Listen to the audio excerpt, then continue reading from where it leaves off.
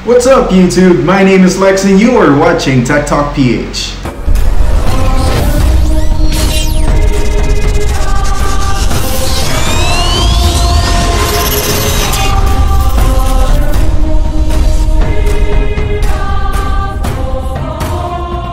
So yan, sa lahat ng subscribers natin, welcome back sa inyo. Thank you so much for being here again, and of course, sa mga hindi pa nagsusubscribe, please consider subscribing to this channel by hitting that subscribe button and notifications bell so you'll get updated for the future videos that I'll be uploading here on YouTube. Alright, so today, magkukwentuhan muna tayo. And ang pag-uusapan natin is yung maliit na bagay na to. Lahat nga ba ng bagay na inaalis sa'yo para sa kabutihan mo? Yan lang naman yung napakasimpleng tanong na sasagutin natin ngayong araw na to. So eto na nga yung issue, yung charging brick or yung adapter, yung power adapter, yung wall mount, yung wall adapter, or whatever you call this thing right here. Andito yung issue. So sinimulan niya ni Apple, ni Samsung, and then ni Xiaomi. Suddenly, nag-decide na lang sila na wag itong ibigay sa inyo dahil gusto daw nilang protektahan yung planeta natin. They actually presented it that they are doing this to save the environment. Or, yeah, they're going green to save the planet. But, is it really true?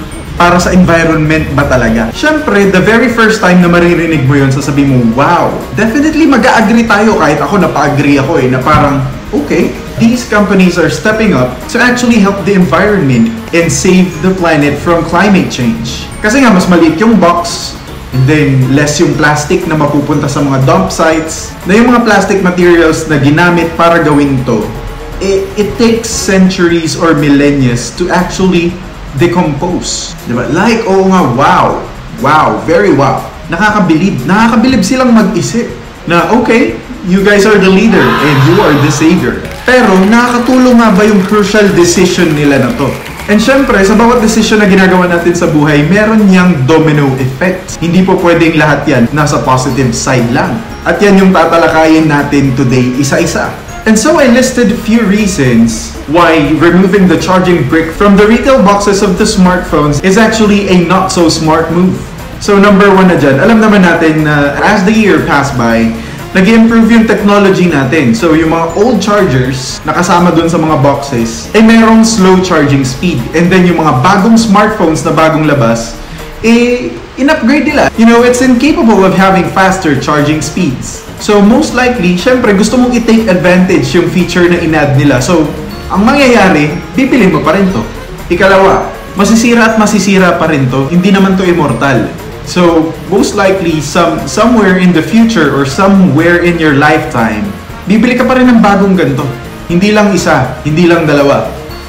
Maraming beses. Ikatlo, sabihin na natin na matibay talaga siya at hindi siya masisira. Pero kumusta naman yung charging cable na kasama nun?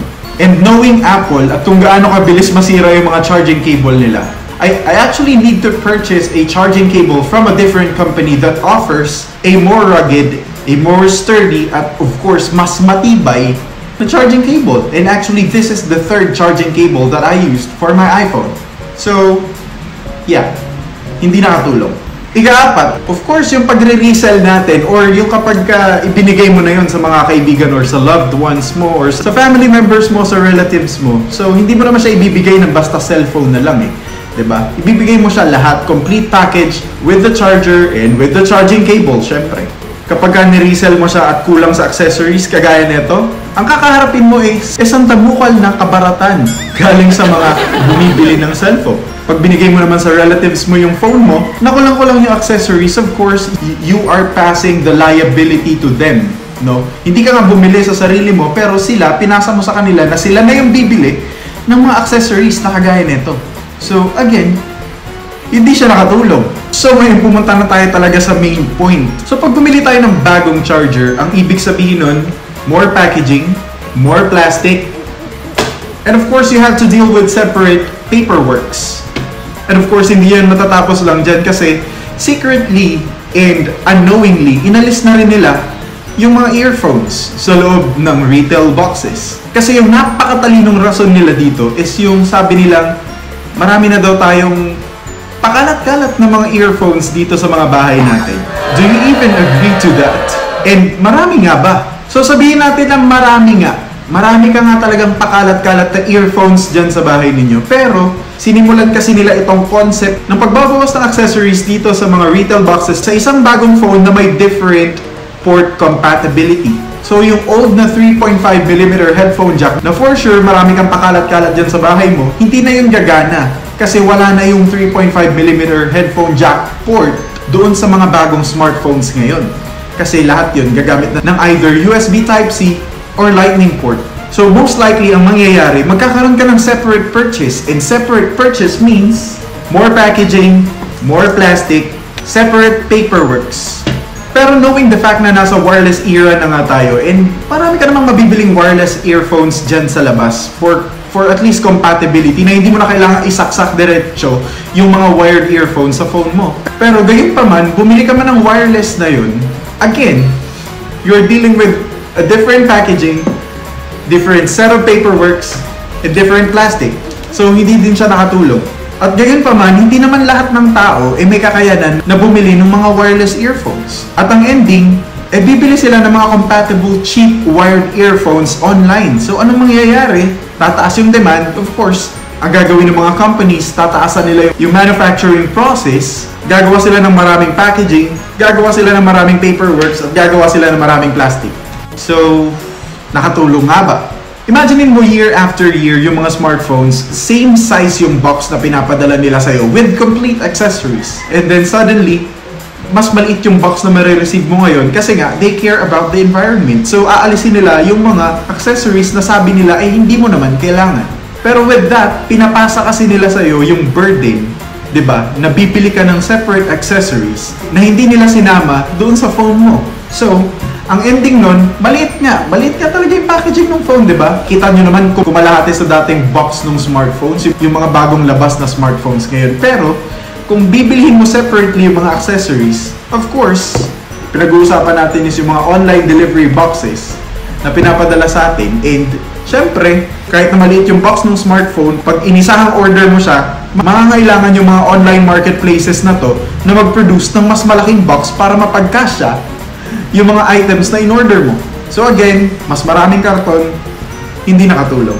Alam mo, hindi ko nga ma-imagine baka in the next few years, aalisin na rin nila yung free na silicone case that comes inside the retail box. Kung gagawin man nila yun, that's another set of packaging, set of plastic, and set of paperworks. So again, hindi rin nakatulong. Siyempre, sasabihin ng mga tagapagtanggol, pwede ka namang hindi bumili online, pwede ka namang dumiretso sa store nila. Di ba pandemic nga? So, most likely, lahat ng tao ngayon, ang ginagawa nila, puros online purchases lahat. So, I really don't get the point. Pag high yung demand, of course, that requires more delivery trips. And that would result to more carbon emission. So, ibig sabihin, mas lalong nadadagdagan yung pollution sa hangin natin. So, again, hindi siya nakatulong. Pero yun nga, naisip ko, talaga namang gumagawa sila ng paraan para makatulong ma-prevent yung climate change sa planeta natin. Pero yun nga, I just think that this is not the best way to actually do it. At eto pa, natatandaan mo yung panahon na inasar ni Samsung at ni Xiaomi si Apple for removing this from the retail package. Diba? Ito yung sinabi ni Samsung, ito naman yung sinabi ni Xiaomi. Pero in just a short span of time, binura nila yung tweet tapos ginaya nila. Alam mo yun, nasimulan na nila ng maganda Nasa tamang landas na sila. Ang kailangan na lang nilang gawin is ipa-realize sa tao na yung ginawang move ni Apple is mali. At ilatag nila sa mesa yung mga points na ganito para yung mga customers is malinawan and actually makuha nila yung puso at sa kanila bumili ng smartphones. Pero mas naisip nila na, oo nga no, pera-pera lang naman to and makakalimutan din naman ng tao yung ginawa natin. So, sumabay na lang tayo sa uso. And actually, yung kinakatakot ko dyan, baka sa mga susunod na taon, gumaya na rin yung mga ibang brands. And that will actually contribute a lot to the current problem that we have.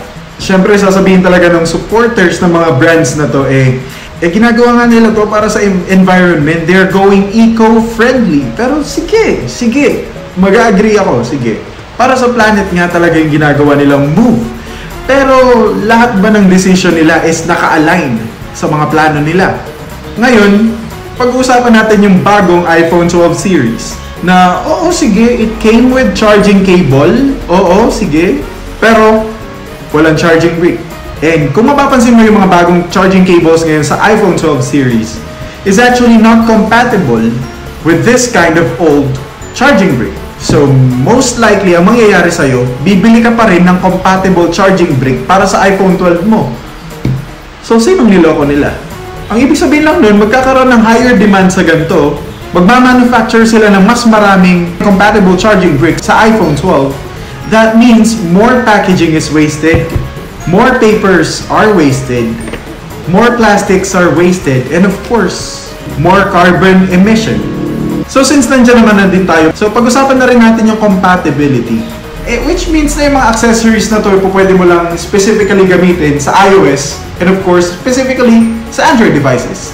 Imagine mo kung ang ginawa na lang ni Apple is ginawa ng USB Type-C yung mga iPhones, since yung mga MacBooks naman nila is naka-USB Type-C na rin. Which means you can use the charger of your Android phone to a MacBook and to an iPhone. And your charger from your iPhone and your MacBook to your Android phone. So means one accessory across all your devices, hindi ba mas magandang solution yun? So syempre sasabihin ng iba, so i-charge mo sila isa-isa. So bakit? Sabay-sabay bang nalulubat lahat ng gamit mo at kailangan gamitin mo sila ng sabay-sabay? Ganun ka ba ka-bored sa buhay? So meron pang isa, hinighlight kasi ni Apple is yung next generation wireless charging, which is the MagSafe, or yung magnetic na wireless charger na rectang kumo-connect doon at hindi matatanggal para perfectly aligned yung mga coils para mag-charge efficiently yung phone mo from a wireless charger. And of course, naiintindihan ko yung mga tao na gustong sumabay sa wireless world, and of course, bibili nila separately yung MagSafe, which is another packaging. And yung MagSafe kasi, cable lang yun, wala na naman siyang charging brick, so you still need to purchase a separate charging brick for that. So that means that's another packaging. So that's a total of 2 extra packaging already. So again, nakatulong nga ba? So alam niyo naman, sabi nila proud na proud sila na nakat nila yung manufacturing process, so they're emitting less carbon emission to the air. So babagsak pa rin siya sa point na hindi ka nagsama nito at yung mga cables na kasama ng mga bagong accessories ninyo hindi compatible sa mga old chargers, which means bibili ka pa rin ng compatible charging brick for it, which means pinasa mo lang sa ibang kumpanya at sa mga consumer yung burden for emitting more carbon in the air. So nakatulong nga ba? So aside from that, I did my own research, that actually wireless charging is harmful to the environment. You wanna know why? So actually, there's a study that says wireless charging is using more energy as compared to wired charging. So that means more energy is used, more heat is produced, the more carbon emission that they're doing. So again, hindi pa rin siya nakatulong. And actually, meron pang ibang mga wireless chargers dyan na kapag ka pinlog mo, kapag ka nilapag mo yung phone mo ng ganyan, pero walang dinadagdag na charge sa phone mo. So it is actually using energy without charging anything. So it is using energy, it produces heat, more carbon emission, and you get nothing. Nakatulong ba ulit? Ang pinapoint ko lang naman dito sa video na to is nag-gets kung gusto nilang maging eco-friendly at gusto nilang makatulong para labanan natin yung climate change. Magandang adikain yun. Gusto ko silang suportahan doon, pero hindi yung concept na ginagawa nila kasi they're trying to display to the public that they're going green for the environment, when in reality, behind that concept is the word profit. Pero yeah, sabihin na natin business is business and business as usual. Gusto ng mga company na to ng profit, and that actually doesn't help the environment at all. At babalik tayo sa una kong tanong na naging eco-friendly nga ba talaga sila? Sige na, patuloy na natin si Apple na yes, of course, na-lessen nila yung carbon emission in manufacturing charging bricks, in making the smartphone boxes smaller, and by removing the wired earphones. But we definitely need to think smartly na actually, na ipinasa lang nila sa iba yung carbon emission na yun. So, nag-gets mo ba ako dun? Kasi hindi ko na rin masyado naiintindihan sarili ko I know for a fact that at this very moment in time, meron nang nabubuong katanungan sa isip ninyo na since nagmamarunong ako, ano nga ba sa tingin ko yung dapat nilang gawin? para makatulong sa environment. Well, for me, instead of removing this completely from the retail box, bakit di na lang nila improve by using better materials, by making this standard charger smaller so it could fit inside the smaller box. I also made a research about an energy-efficient charging brick, and I was able to gather some information that this charging brick right here is being powered by silicon, and then there's another one, or there's another version that's being powered by gallium nitride. And according to tests and research, actually yung gallium nitride na charging brick uses 25% less energy as compared to the silicon charging bricks. And it's actually using 70% less energy as compared to wireless chargers. And aside from that, gallium nitride charging bricks actually prevents overheating, which means mas nagtatagal yung lifespan ng yung mga gallium nitride charging bricks as compared to the silicon ones, which means less production, less carbon emission, less repurchases. And definitely yung gallium nitride charging bricks are available in the market right now. And yun nga, gusto ko magbigay ng kudos kay Xiaomi kasi dun sa isa nilang bagong phone, kasama yun sa retail box. However, available lang yun on a certain market. So sana ginawa na lang nilang globally, na hindi na lang sila nakipagtapatan kay Apple sa pamaratan.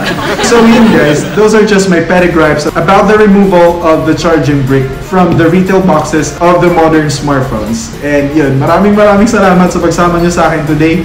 Ikwento nyo sa akin sa comment section down below kung ano nga ba mas magandang way para maging eco-friendly yung mga smartphone companies today. Again, maraming salamat sa inyong time. Then again, my name is Lex and see you on the next video. Peace!